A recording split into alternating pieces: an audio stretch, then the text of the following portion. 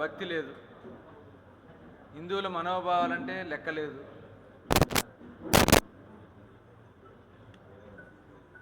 అసలు దేవుడు అంటేనే భయమే లేదు. ఇవాళ అక్కడ విజువల్స్ చూస్తే మనకి అవన్నీ కూడా క్లియర్గా అర్థమవుతాయి. ఏ రకంగా మాడ వీధుల్లో చెప్పులు వేసుకుని తిరగడం, అసలు తిరుమల తిరుపతి దేవస్థానం ఆ కొండ మీదే ఒక పవిత్రంగా భావిస్తాం. అటువంటి స్వామివారి మాడ వీధుల్లో చెప్పులు వేసుకు తిరిగినటువంటి వ్యక్తి జగన్మోహన్ రెడ్డి. ఏ రోజు కూడా డిక్లరేషన్ ఇవ్వలా. ఆనాడు మరి అబ్దుల్ కలాం గారు కూడా ఆయన మతస్థుడైన ఆయన డిక్లరేషన్ ఇచ్చి వెంకటేశ్వర స్వామి మీద నాకు విశ్వాసం ఉందని చెప్పి డిక్లరేషన్ ఇచ్చి ఆయన దర్శనం చేసుకున్నారు.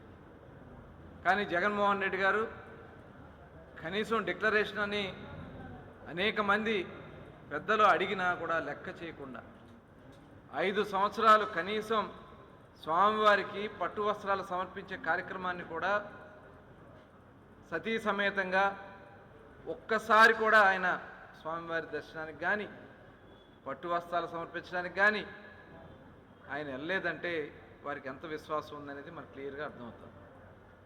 అదే కాకుండా ప్రసాదం, ఆ ప్రసాదాన్ని కూడా ఏ రోజు ఆయన నోట్లో వేసుకోవాలా. సెట్టింగ్ ఇంటి ముందుకు తీసుకొచ్చి వెంకటేశ్వర స్వామి సెట్టింగ్ చేసుకున్నారు. అంటే వాళ్ళు ఆయన యొక్క విధానం ఒకసారి చెప్తా ఉన్నా. అటువంటి వ్యక్తులు వైసీపీ నాయకులు కూడా అంతకంటే ఘోరంగా తయారయ్యి శాసన మండలి కానీ శాసనసభ కానీ ఒక పవిత్రమైనటువంటి డెమోక్రటిక్ దేశంలో దేవాలయాలు లాంటిటువంటిది అసెంబ్లీ కానీ శాసనసభ కానీ శాసన మండలి కానీ, అక్కడ ఎటువంటి మతాలకు సంబంధించి కానీ దేవుళ్ళకి సంబంధించి కానీ ప్రదర్శన చేయకూడదు అనేది క్లియర్గా ఉంది. అక్కడికి వెంకటేశ్వర స్వామి ఫోటోలు తీసుకొచ్చి అక్కడ కూడా రాజకీయం చేయాలని ప్రయత్నం చేయటం, చేసిందేమో మహాపాపం. వెంకటేశ్వర స్వామి ప్రసాదంలో లడ్డూలో కల్తీ కాదు, అసలు నెయ్యలేదు, అసలు నెయ్యలేదని చెప్పి ఒక్క చుక్క పాలు కూడా కొననటువంటి సంస్థల నుంచి వీళ్ళు నెయ్యి సేకరించారు. అంటే ఒక చుక్క పాలు కూడా తీయకుండా నెయ్యి వస్తుందా?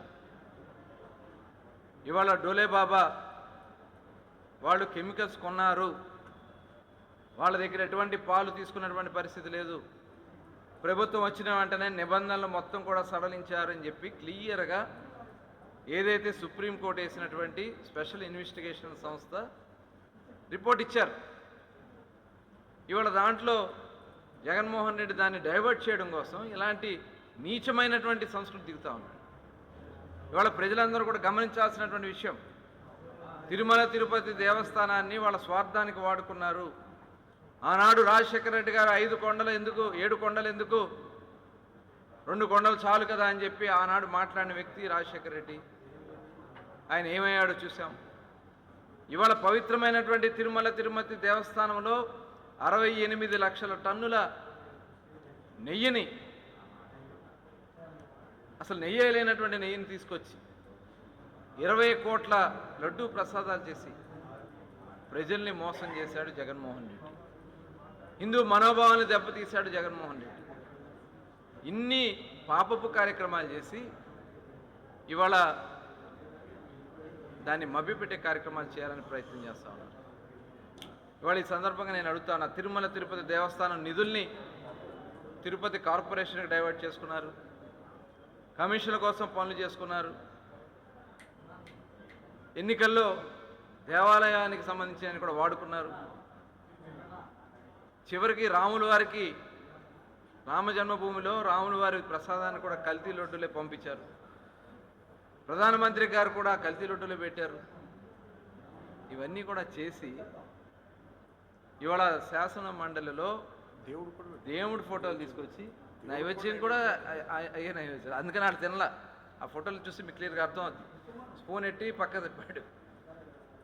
వీళ్ళు ఎందుకంటే తెలుసు కదా అది కల్తీని అని తెలుసో లేకపోతే దేవుడి మీద విశ్వాసం లేదో తెలియదు, కానీ వాడు అది కూడా చేయలే. దయచేసి ప్రజలందరూ కూడా గమనించండి. వాళ్ళ యొక్క విధానాన్ని గమనించండి. ఇవాళ హెరిటేజ్కి కానీ బాబు గారు ఒక సిద్ధాంతం పెట్టుకున్నారు. ఆయన ఏనాడు హెరిటేజ్కి సంబంధించిన దాంట్లో ప్రభుత్వం నుంచి కానీ లేదా ప్రభుత్వానికి కానీ ఎక్కడా కూడా వాళ్ళు సప్లై చేయకూడదని చెప్పి నిర్ణయం పెట్టుకున్నారు. ఆ హెరిటేజ్ అనే సంస్థ రకరకాల మంది దగ్గర నుంచి కొంత సేకరణ చేస్తారు. వాళ్ళు చీజ్ ఏదైతే ఉందో ఆ చీజ్ మాత్రమే వాళ్ళు తీసుకుని ఆ చీజ్ని వాళ్ళు లేబుల్ వేస్తారు. అది అమూల్ వాళ్ళు కూడా చేస్తారు. అమూల్ కానీ మిగతా సంస్థ నందిని కానీ ఇవన్నీ కూడా వేరే వేరే సంస్థలన్నీ కూడా బ్రాండ్లు వేసుకుని బయట వేరే ప్రోడక్ట్లు అమ్ముతారు. దాన్ని తీసుకొచ్చి ఇక్కడ రాజకీయం చేయాలనే ప్రయత్నం చేస్తూ ఉన్నారు. ప్రజలందరూ కూడా గమనించండి, ఇది చాలా దురదృష్టకరం. ఇలాంటి నీచమైనటువంటి ప్రవర్తన చేశాడు కాబట్టి 151 నుంచి 11కి దింపేశారు. రేపు రాబోయే కాలంలో 0, దాంట్లో ఎటువంటి అనుమానం లేదు. ఇవాళ ప్రజలు కూడా మనం ఇలాంటి దుర్మార్గమైనటువంటి ఆలోచన చేస్తున్న వ్యక్తుల్ని దూరంగా పెట్టకపోతే ఇంకా రాష్ట్రం నష్టపోయే పరిస్థితి ఉంటుందని చెప్పి తెలియజేస్తాం.